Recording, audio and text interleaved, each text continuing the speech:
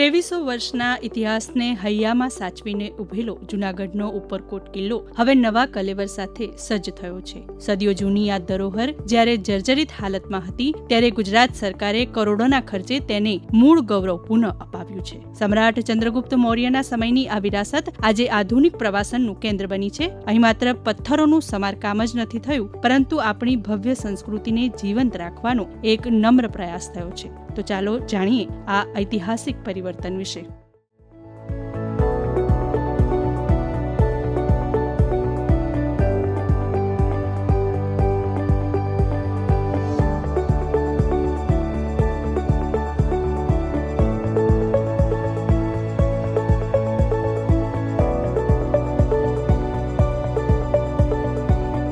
ત્રણ વર્ષના સઘન રિસ્ટોરેશન બાદ ઉપરકોટ કિલ્લો પ્રવાસીઓ માટે ફરી ખુલ્લો મૂકવામાં આવ્યો છે. મૌર્યકાળની આ વિરાસતને તેનું અસલી રૂપ મળતા મુલાકાતીઓ હવે અહીં ઇતિહાસ અને કુદરતી સૌંદર્યનો અદ્ભુત સંગમ માણી રહ્યા છે.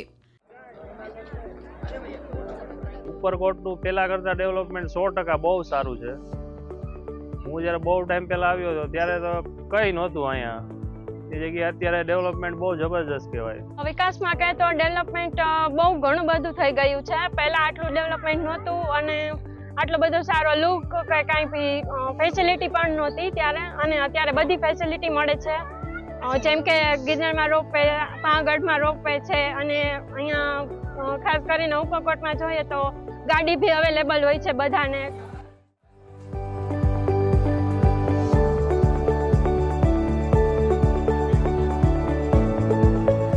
કિલ્લામાં આવેલી જગપ્રસિદ્ધ અડીકડી વાવ, નવઘણ કૂવો અને રાણકદેવી મહેલનો પણ કાયાકલ્પ કરવામાં આવ્યો છે. પ્રવાસીઓના મનોરંજન અને જ્ઞાન માટે અહીં ટૂંક સમયમાં જ ભવ્ય લાઇટ એન્ડ સાઉન્ડ શો શરૂ થશે, જે ઇતિહાસને જીવંત કરશે.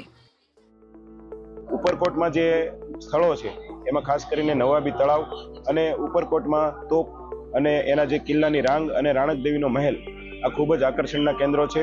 ધક્કાબારી પણ અહીં જોઈ શકાય છે. રાજ્ય સરકારના સતત પ્રયાસો છે કે ઉપરકોટ ખાતે વધુમાં વધુ લોકો આવે.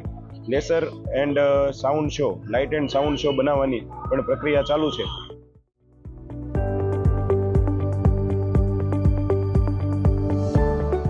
ગિરનાર રોપવે અને મહામત મકબરાની સાથે હવે ઉપરકોટનો આ નવો અવતાર જૂનાગઢને વૈશ્વિક પ્રવાસન નકશા પર મજબૂત સ્થાન અપાવશે. સરકારના આ દૂરંદેશી નિર્ણયથી જૂનાગઢના આર્થિક અને સામાજિક વિકાસની નવી પાંખો મળી છે.